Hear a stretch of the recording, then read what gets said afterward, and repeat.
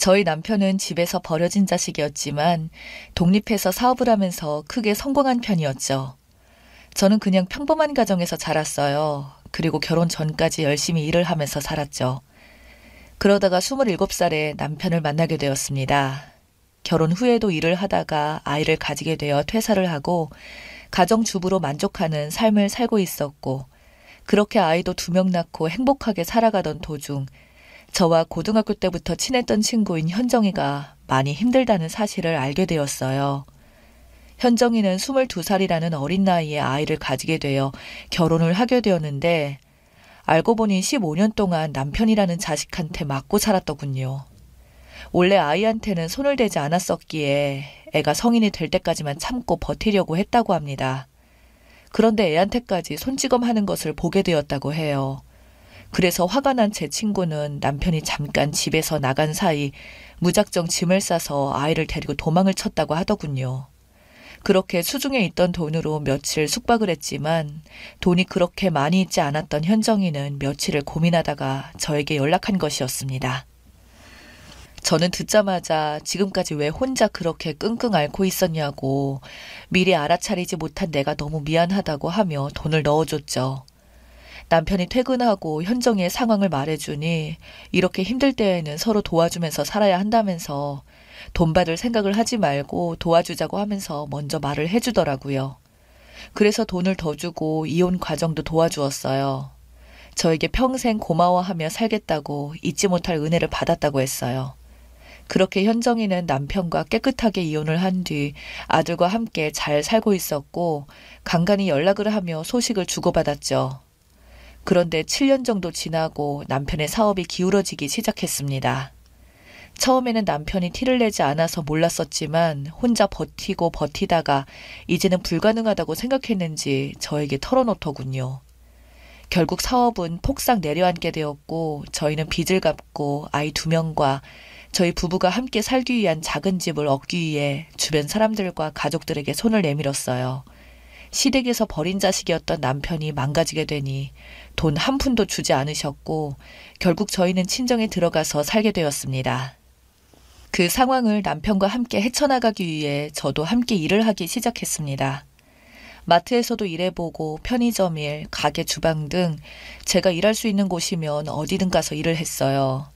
사실 남편은 제가 일을 시작하기 전부터 반대를 했었고 제가 일을 하고 나니까 너무 미안하다며 평생 저에게 잘해줘야겠다고 하더군요. 저는 상황이 이렇다 보니 제 가정을 챙기기에 바빴고 친구들이나 주변을 챙길 정신도 없어서 이때 인간관계가 많이 망가졌어요. 그래도 저에게는 힘든 일까지 털어놓을 수 있었던 현정이가 있었고 저는 현정이에게 저의 상황을 다 말했어요. 처음에는 저를 많이 위로해주면서 이럴 때일수록 힘을 내야 한다며 밥은 먹었냐고 저를 걱정해 주더군요.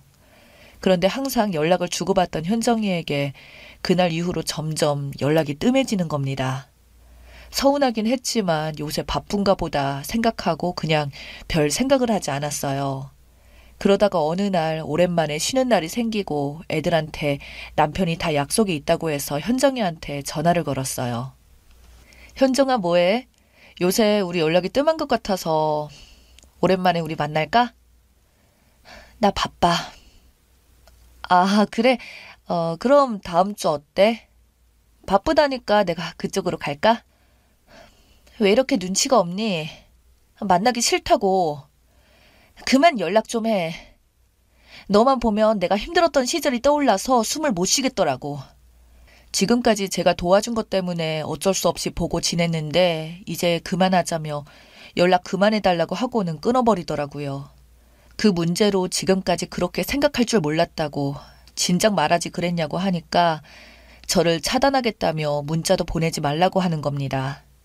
저 혼자서만 절친이라고 생각했던 것이라는 걸 깨닫고는 너무 슬펐어요. 그리고 열심히 살아가야 하는 이유 중에 현정이에게 잘 사는 모습 보여줘야겠다는 이유가 하나 더 생기게 되었죠. 그렇게 2년 정도 지나고 저희는 열심히 살아갔고 기울었던 저희의 가정 형편도 나아지기 시작했습니다. 남편이 새롭게 시작한 사업이 또다시 풀리기 시작했고 집도 넓은 곳으로 다시 이사를 하게 되었어요. 남편은 이제 괜찮아. 네 일 그만둬. 라고 했고 저는 집에서 아이들과 남편을 위해 열심히 살아가기로 했죠. 남편의 사업은 승승장구하게 되었고 저희는 힘들었던 나날들을 보상받는 거구나 하면서 펑펑 울었던 기억이 납니다. 예전에 했던 사업보다 수입이 더 많고 여유로워진 남편은 저에게 특별한 기념일이 아니더라도 선물을 많이 사들고 오더군요. 제가 왜 이런 거에 돈을 쓰냐고 뭐라고 하면 지금까지 고생해준 저에게 이제 보답하려고 한다고 하면서 억지로 제 손에 쥐어주며 행복한 나날들을 보냈어요. 그렇게 집도 사고 연년생 아이들 대학도 보내고 나니까 남편이 이제 만나지 못했던 친구들도 좀 만나고 여가 생활도 즐기라면서 카드 하나를 쥐어주고 저의 등을 떠밀더군요. 그래서 오랜만에 다른 친구들에게 연락을 해봤어요. 그랬더니 다음 주에 동창회라고 하면서 나오라고 하더군요. 그런데 저에게 조심스럽게 그날 현정이도 나오는데 괜찮겠냐고 물어보는 겁니다. 걔가 나오는 게 무슨 상관이냐고 했어요. 아니, 애들끼리 따로 만났었는데 그때 현정이가 네 얘기를 좀 하더라고. 뭐라고 했는데? 네가 현정이를 엄청 도와줬잖아. 그리고 이번에 너 많이 힘들다고. 그래서 너가 현정이한테 손 내밀었는데 자기가 지금은 그렇게 넉넉한 상황이 아니라 못 도와줄 것 같다고 미안하다고 하니까 넌 친구도 아니라고 엄청 욕을 하면서 차단했다며. 여태까지 본 너는 그런 사람이 아닌 것 같아서 말해주는 거야. 어, 알았어. 우선 동창회에 가서 얘기하자. 저는 지금 얼마나 잘 살고 있는지 보여주고 싶어서 큰맘 먹고 사뒀던 명품 원피스와 가방을 걸치고 동창회 당일에 샵에서 메이크업까지 받았습니다. 벤츠를 끌고 동창회에 도착한 저를 보고 친구들이 놀란 눈치였어요. 힘들다더니 뭐야. 아까 보니까 차도 벤츠던데? 머리부터 발끝까지 명품이네. 좋아 보여서 다행이야. 야, 김현정. 민주 괜찮아진 거 왜 말 안 했냐? 너 둘이 절친이라고 짜잔 하려고 했던 거야? 저를 보고 얼이 빠져있던 현정이는 환하게 웃으면서 왔냐고 물어보더군요. 오랜만에 만난 친구들과 신나게 얘기를 하고 즐겁게 놀았습니다. 그렇게 동창회가 끝나고 다음날 현정에게 문자가 왔더라고요. 제가 힘들 때에는 아는 척도 하지 말라고 하더니 참 뻔뻔스럽고 가증스럽더군요. 민주야 뭐해? 우리 오랜만에 밥이나 먹을까? 그래서 그냥 그러자고 얘기하고 저희 집으로 불렀어요.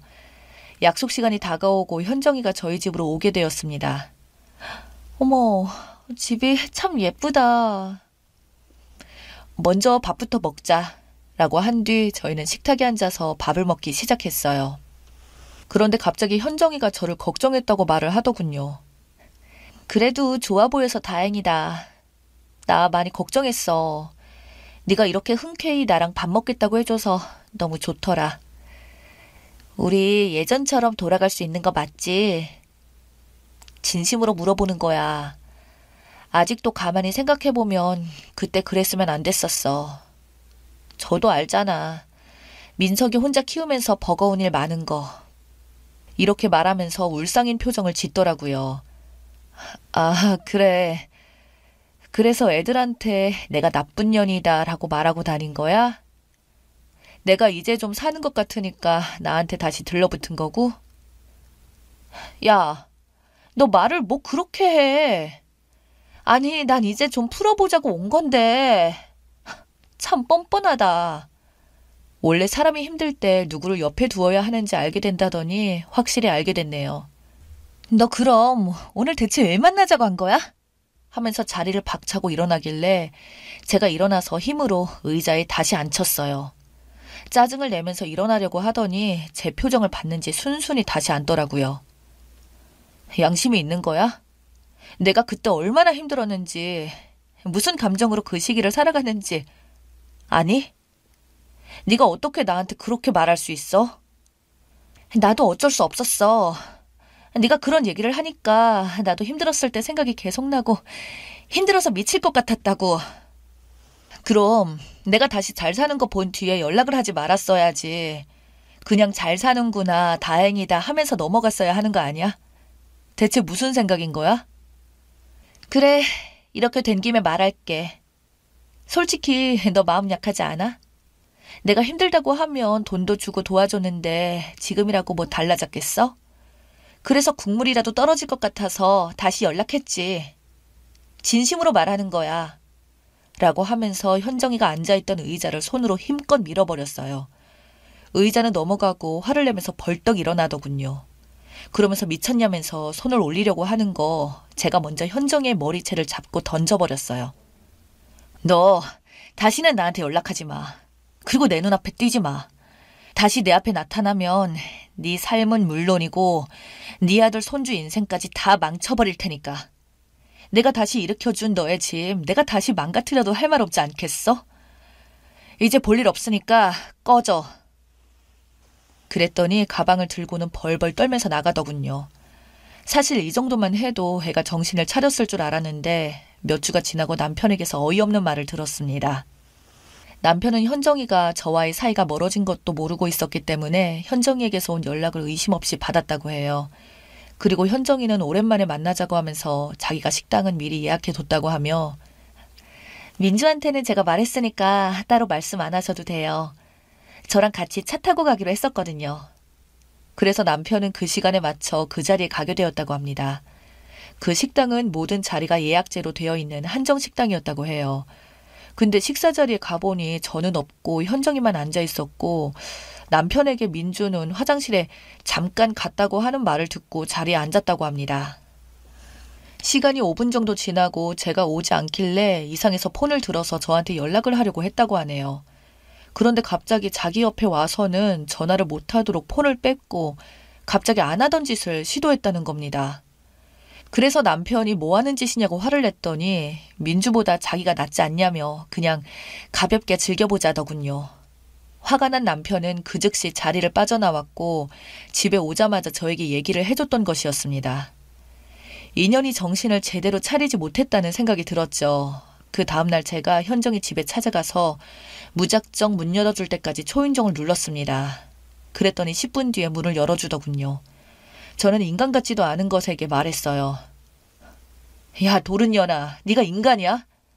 네가 내 남편을 불러내서 헛짓거리 했다면서. 난 그때 그 사건 이후로 정신 차린 줄 알았는데 너 진짜 인간이 아니구나.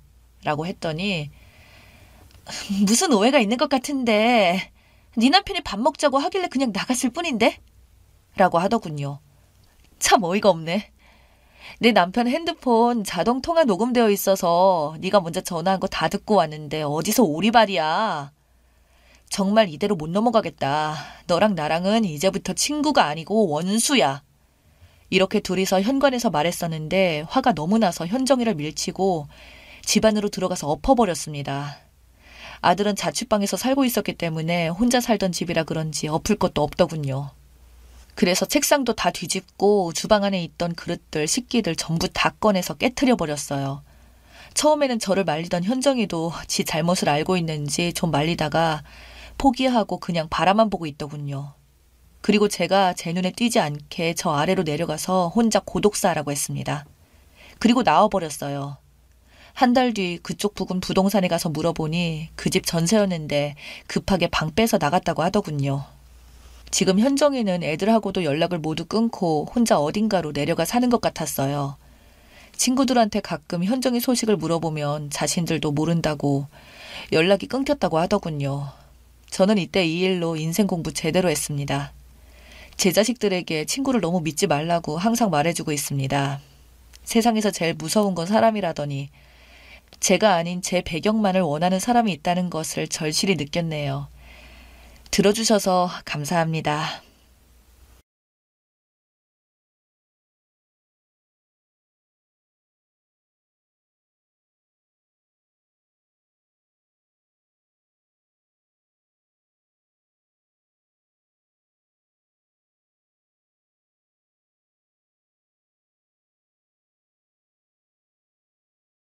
저희 남편은 집에서 버려진 자식이었지만 독립해서 사업을 하면서 크게 성공한 편이었죠. 저는 그냥 평범한 가정에서 자랐어요. 그리고 결혼 전까지 열심히 일을 하면서 살았죠. 그러다가 27살에 남편을 만나게 되었습니다. 결혼 후에도 일을 하다가 아이를 가지게 되어 퇴사를 하고 가정주부로 만족하는 삶을 살고 있었고 그렇게 아이도 2명 낳고 행복하게 살아가던 도중 저와 고등학교 때부터 친했던 친구인 현정이가 많이 힘들다는 사실을 알게 되었어요. 현정이는 22살이라는 어린 나이에 아이를 가지게 되어 결혼을 하게 되었는데 알고 보니 15년 동안 남편이라는 자식한테 맞고 살았더군요. 원래 아이한테는 손을 대지 않았었기에 애가 성인이 될 때까지만 참고 버티려고 했다고 합니다. 그런데 애한테까지 손찌검하는 것을 보게 되었다고 해요. 그래서 화가 난 제 친구는 남편이 잠깐 집에서 나간 사이 무작정 짐을 싸서 아이를 데리고 도망을 쳤다고 하더군요. 그렇게 수중에 있던 돈으로 며칠 숙박을 했지만 돈이 그렇게 많이 있지 않았던 현정이는 며칠을 고민하다가 저에게 연락한 것이었습니다. 저는 듣자마자 지금까지 왜 혼자 그렇게 끙끙 앓고 있었냐고 미리 알아차리지 못한 내가 너무 미안하다고 하며 돈을 넣어줬죠. 남편이 퇴근하고 현정이의 상황을 말해주니 이렇게 힘들 때에는 서로 도와주면서 살아야 한다면서 돈 받을 생각을 하지 말고 도와주자고 하면서 먼저 말을 해주더라고요. 그래서 돈을 더 주고 이혼 과정도 도와주었어요. 저에게 평생 고마워하며 살겠다고 잊지 못할 은혜를 받았다고 했어요. 그렇게 현정이는 남편과 깨끗하게 이혼을 한 뒤 아들과 함께 잘 살고 있었고 간간히 연락을 하며 소식을 주고받았죠. 그런데 7년 정도 지나고 남편의 사업이 기울어지기 시작했습니다. 처음에는 남편이 티를 내지 않아서 몰랐었지만 혼자 버티고 버티다가 이제는 불가능하다고 생각했는지 저에게 털어놓더군요. 결국 사업은 폭삭 내려앉게 되었고 저희는 빚을 갚고 아이 2명과 저희 부부가 함께 살기 위한 작은 집을 얻기 위해 주변 사람들과 가족들에게 손을 내밀었어요. 시댁에서 버린 자식이었던 남편이 망가지게 되니 돈 한 푼도 주지 않으셨고 결국 저희는 친정에 들어가서 살게 되었습니다. 그 상황을 남편과 함께 헤쳐나가기 위해 저도 함께 일을 하기 시작했습니다. 마트에서도 일해보고 편의점 일, 가게 주방 등 제가 일할 수 있는 곳이면 어디든 가서 일을 했어요. 사실 남편은 제가 일을 시작하기 전부터 반대를 했었고 제가 일을 하고 나니까 너무 미안하다며 평생 저에게 잘해줘야겠다고 하더군요. 저는 상황이 이렇다 보니 제 가정을 챙기기에 바빴고 친구들이나 주변을 챙길 정신도 없어서 이때 인간관계가 많이 망가졌어요. 그래도 저에게는 힘든 일까지 털어놓을 수 있었던 현정이가 있었고 저는 현정이에게 저의 상황을 다 말했어요. 처음에는 저를 많이 위로해주면서 이럴 때일수록 힘을 내야 한다며 밥은 먹었냐고 저를 걱정해 주더군요. 그런데 항상 연락을 주고받던 현정이에게 그날 이후로 점점 연락이 뜸해지는 겁니다. 서운하긴 했지만 요새 바쁜가 보다 생각하고 그냥 별 생각을 하지 않았어요. 그러다가 어느 날 오랜만에 쉬는 날이 생기고 애들한테 남편이 다 약속이 있다고 해서 현정이한테 전화를 걸었어요. 현정아 뭐해? 요새 우리 연락이 뜸한 것 같아서 오랜만에 우리 만날까? 나 바빠. 아, 그래? 그럼 다음 주 어때? 바쁘다니까 내가 그쪽으로 갈까? 왜 이렇게 눈치가 없니? 만나기 싫다고.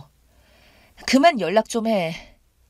너만 보면 내가 힘들었던 시절이 떠올라서 숨을 못 쉬겠더라고. 지금까지 제가 도와준 것 때문에 어쩔 수 없이 보고 지냈는데 이제 그만하자며 연락 그만해달라고 하고는 끊어버리더라고요. 그 문제로 지금까지 그렇게 생각할 줄 몰랐다고 진작 말하지 그랬냐고 하니까 저를 차단하겠다며 문자도 보내지 말라고 하는 겁니다. 저 혼자서만 절친이라고 생각했던 것이라는 걸 깨닫고는 너무 슬펐어요.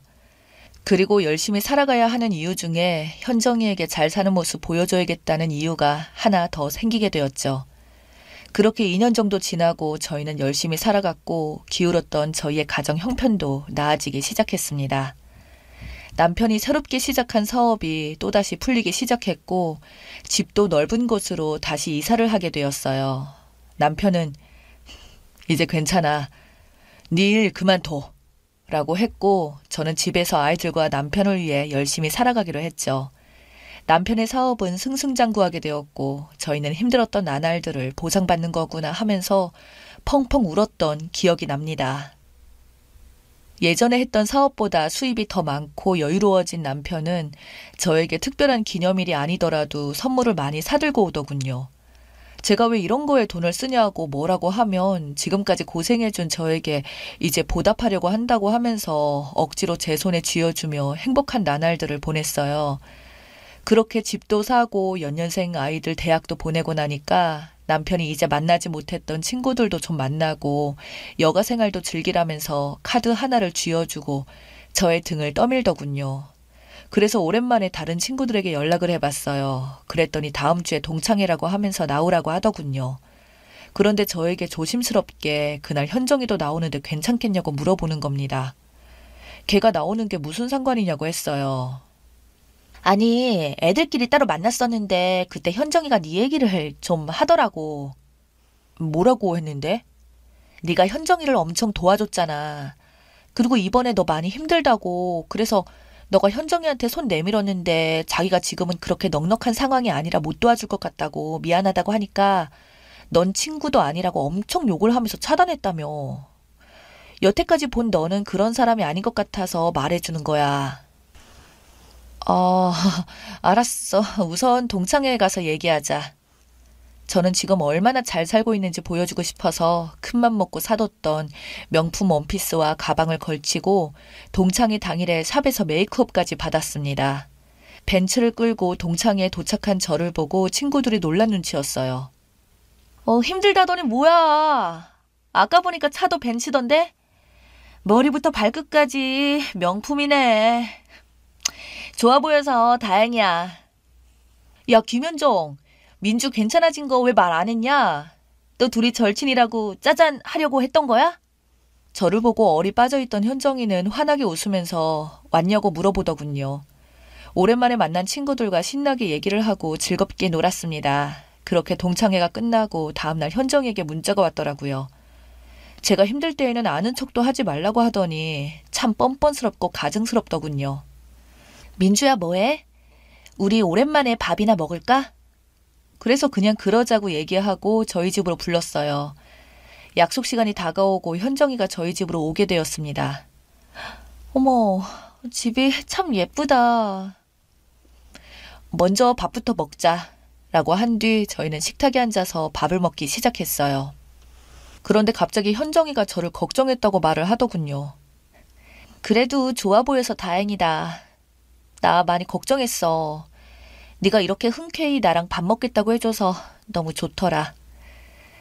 우리 예전처럼 돌아갈 수 있는 거 맞지? 진심으로 물어보는 거야. 아직도 가만히 생각해보면 그때 그랬으면 안 됐었어. 저도 알잖아. 민석이 혼자 키우면서 버거운 일 많은 거. 이렇게 말하면서 울상인 표정을 짓더라고요. 아, 그래. 그래서 애들한테 내가 나쁜 년이다 라고 말하고 다닌 거야? 내가 이제 좀 사는 것 같으니까 나한테 다시 들러붙은 거고? 야, 너 말을 뭐 그렇게 해. 아니, 난 이제 좀 풀어보자고 온 건데. 참 뻔뻔하다. 원래 사람이 힘들 때 누구를 옆에 두어야 하는지 알게 된다더니 확실히 알게 됐네요. 너 그럼 오늘 대체 왜 만나자고 한 거야? 하면서 자리를 박차고 일어나길래 제가 일어나서 힘으로 의자에 다시 앉혔어요. 짜증을 내면서 일어나려고 하더니 제 표정을 봤는지 순순히 다시 앉더라고요. 양심이 있는 거야? 내가 그때 얼마나 힘들었는지, 무슨 감정으로 그 시기를 살아갔는지 아니? 네가 어떻게 나한테 그렇게 말할 수 있어? 나도 어쩔 수 없었어. 네가 그런 얘기를 하니까 나도 힘들었을 때 생각이 계속 나고 힘들어서 미칠 것 같았다고. 그럼 내가 다시 잘 사는 거 본 뒤에 연락을 하지 말았어야지. 그냥 잘 사는구나, 다행이다 하면서 넘어갔어야 하는 거 아니야? 대체 무슨 생각인 거야? 그래, 이렇게 된 김에 말할게. 솔직히 너 마음 약하지 않아? 내가 힘들다고 하면 돈도 주고 도와줬는데 지금이라고 뭐 달라졌겠어? 그래서 국물이라도 떨어질 것 같아서 다시 연락했지. 진심으로 말하는 거야. 라고 하면서 현정이가 앉아있던 의자를 손으로 힘껏 밀어버렸어요. 의자는 넘어가고 화를 내면서 벌떡 일어나더군요. 그러면서 미쳤냐면서 손을 올리려고 하는 거 제가 먼저 현정이의 머리채를 잡고 던져버렸어요. 너 다시는 나한테 연락하지 마. 그리고 내 눈앞에 띄지 마. 다시 내 앞에 나타나면 네 삶은 물론이고 네 아들 손주 인생까지 다 망쳐버릴 테니까. 내가 다시 일으켜준 너의 집 내가 다시 망가뜨려도 할 말 없지 않겠어? 이제 볼 일 없으니까 꺼져. 그랬더니 가방을 들고는 벌벌 떨면서 나가더군요. 사실 이 정도만 해도 애가 정신을 차렸을 줄 알았는데 몇 주가 지나고 남편에게서 어이없는 말을 들었습니다. 남편은 현정이가 저와의 사이가 멀어진 것도 모르고 있었기 때문에 현정이에게서 온 연락을 의심 없이 받았다고 해요. 그리고 현정이는 오랜만에 만나자고 하면서 자기가 식당은 미리 예약해뒀다고 하며 민주한테는 제가 말했으니까 따로 말씀 안 하셔도 돼요. 저랑 같이 차 타고 가기로 했었거든요. 그래서 남편은 그 시간에 맞춰 그 자리에 가게 되었다고 합니다. 그 식당은 모든 자리가 예약제로 되어 있는 한정 식당이었다고 해요. 근데 식사 자리에 가보니 저는 없고 현정이만 앉아 있었고 남편에게 민주는 화장실에 잠깐 갔다고 하는 말을 듣고 자리에 앉았다고 합니다. 시간이 5분 정도 지나고 제가 오지 않길래 이상해서 폰을 들어서 저한테 연락을 하려고 했다고 하네요. 그런데 갑자기 자기 옆에 와서는 전화를 못하도록 폰을 뺐고 갑자기 안 하던 짓을 시도했다는 겁니다. 그래서 남편이 뭐 하는 짓이냐고 화를 냈더니 민주보다 자기가 낫지 않냐며 그냥 가볍게 즐겨보자더군요. 화가 난 남편은 그 즉시 자리를 빠져나왔고 집에 오자마자 저에게 얘기를 해줬던 것이었습니다.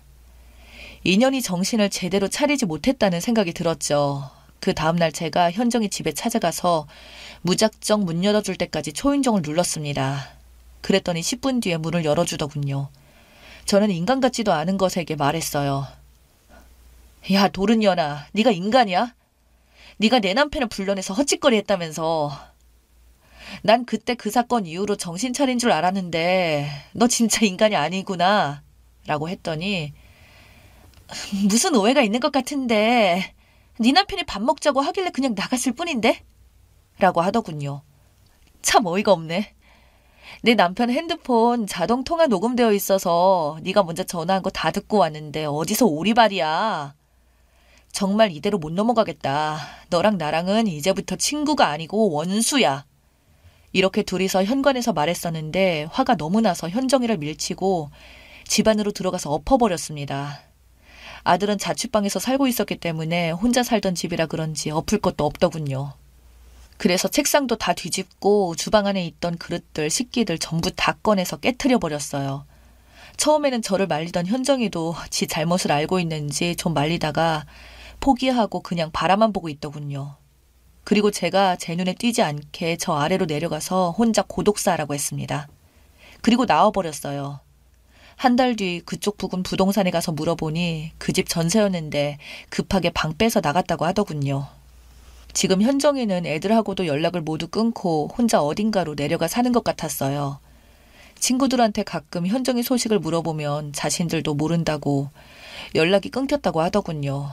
저는 이때 이 일로 인생 공부 제대로 했습니다. 제 자식들에게 친구를 너무 믿지 말라고 항상 말해주고 있습니다. 세상에서 제일 무서운 건 사람이라더니 제가 아닌 제 배경만을 원하는 사람이 있다는 것을 절실히 느꼈네요. 들어주셔서 감사합니다.